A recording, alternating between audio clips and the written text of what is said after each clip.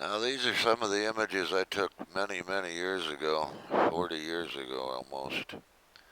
Close-ups of the grassy knoll area where the president was shot. Now some people can claim these are just lights and shadows, but some people Moments claim a before lot of Kennedy things. was first wounded. All On the I can grassy tell you is knoll was these a are shape just pure resembling a black magnification. dog. Photo analyst Bobby Hunt. It is a black shape, apparently the head and shoulders of a man. In the region of the, what we'd call the face, there was some pink tones, purported to be flesh tones.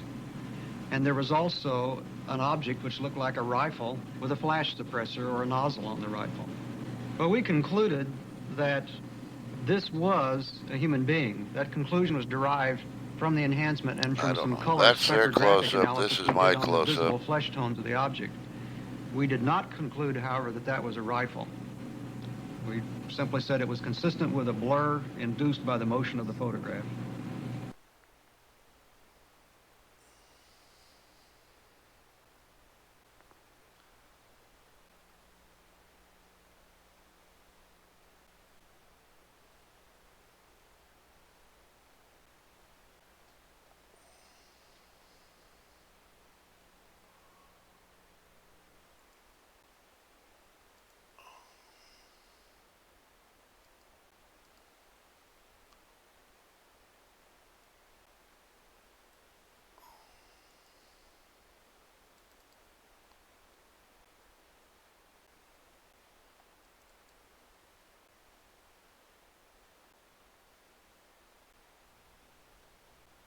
In a position that was closer than anybody else, just from by happenstance, that allowed me to look for some period of time at the president's head wound. This was a suspicious image as I was focusing on near the back of the wall. Perry, who was enlarging the wound in the neck to do the tracheostomy, told me that the small wound in the neck looked like an entrance wound.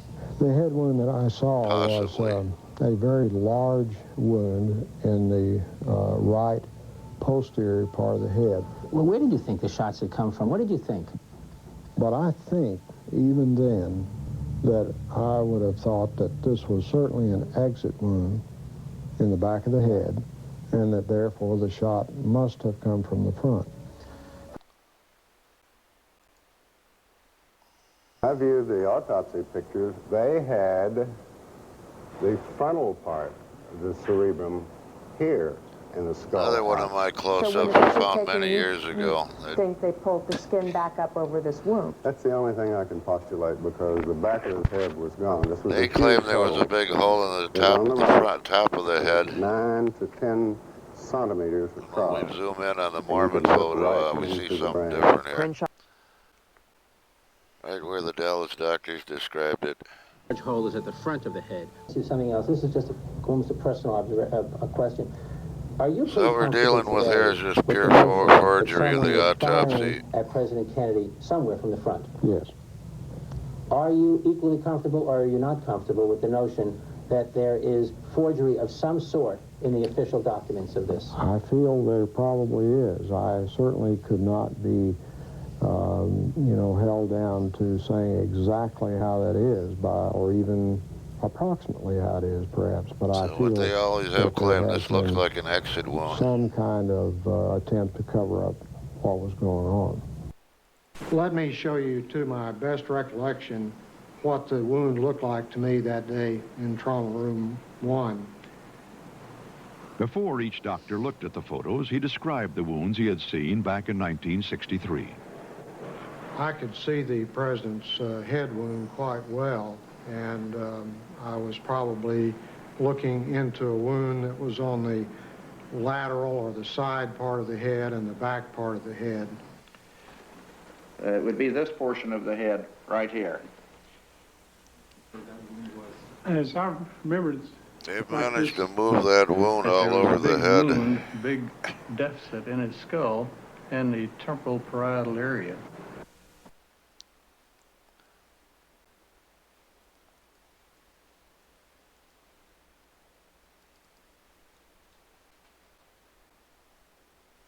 Right. He died of a gunshot wound. in the brain of a bullet right through the head. John Kennedy was obviously shot from the front. Everybody knows it. Virtually everybody in Dealey Plaza rushed to the grassy knoll where they heard the sounds. It came from a fence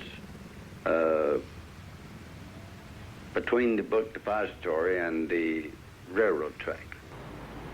From behind the overpass over there, triple overpass. Right over about 20 or 30 feet from the other end of that little picket fence. And it sounded like it came from the left and in front of us, towards the wooden fence. And there was a puff of smoke that came underneath the trees. We all four seen about the same thing as the shots. The smoke came from behind the hedge. And then as the car got directly in front of us, well, a gunshot apparently from behind us hit the president side of the temple. Do you think the first gunshot came from behind you, too? I think it came from the same location. Apparently back up on the it's interesting to note that almost every witness in Dallas described that wound in the back of the head. It looks like an exit wound.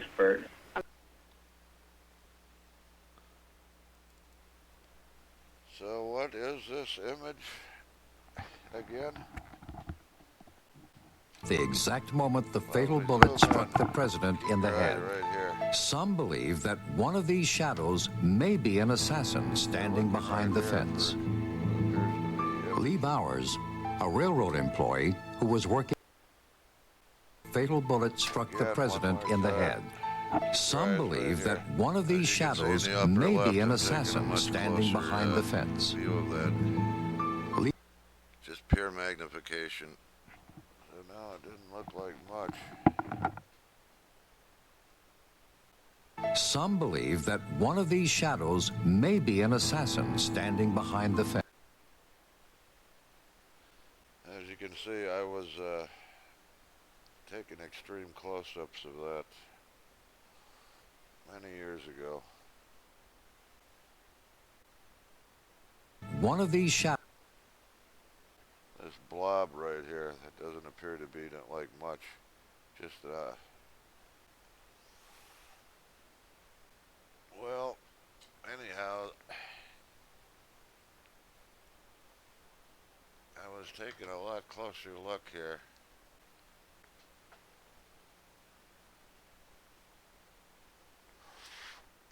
Let's see if you see what I saw.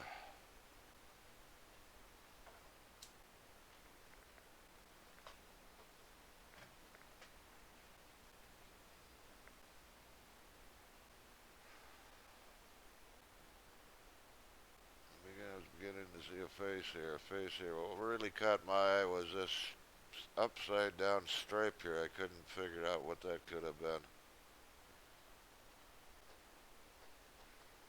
So I was looking a little closer. So that's a little closer up of that image right here. As you can see, this is on the, this is picked up on television as they zoomed in on the Mormon photo. This was in a book, double page enlargement.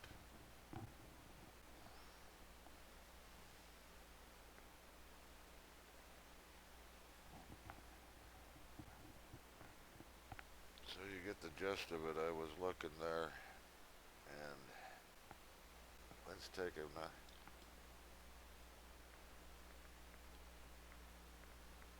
So it was after I found that I decided to look closer at the president extracted from that. And when I discovered those images in the back on the head. How about a colorized version?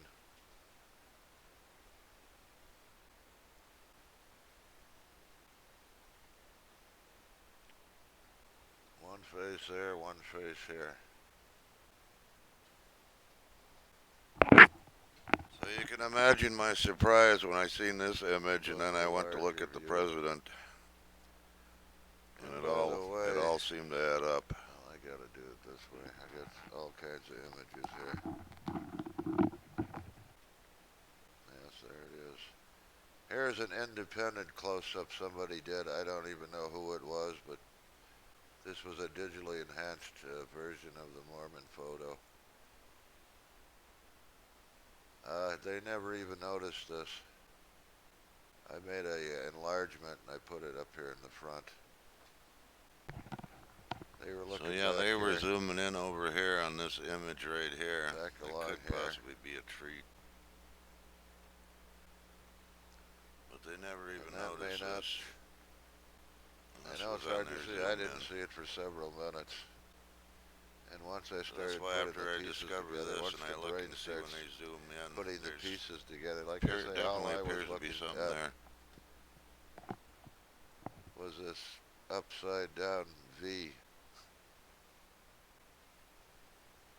Let's see, there should be something. Yes, that upside down V.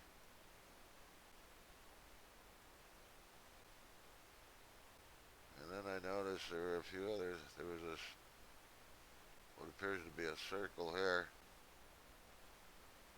just above that. And then I started putting the pieces together. You start seeing the faces. Once you start seeing the faces, understand this is the left arm.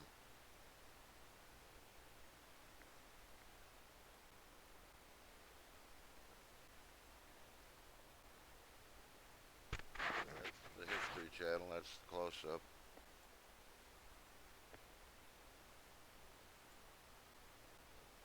Again.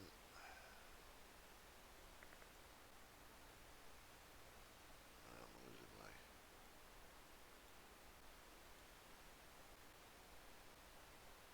Where's the color?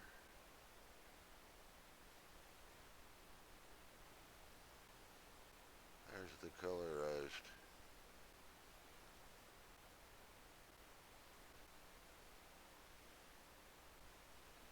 So there's definitely something very unusual there, to say the least. And when you put it all together, I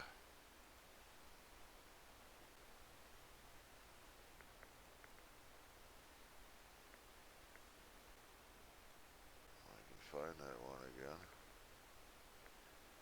Well, anyways, here's an even more extreme close-up. Let me see if I move that in a little.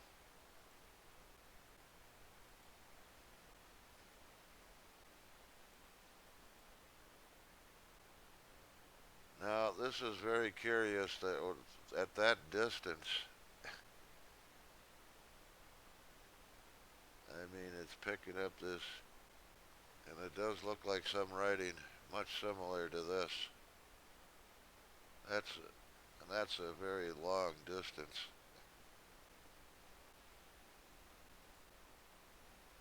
But anyways, I can't get this to work.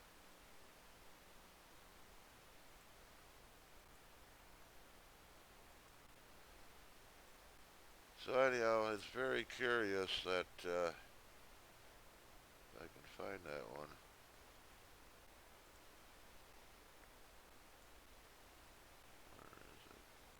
It's very curious that you'd have two images like that found in this one photograph. And not only that,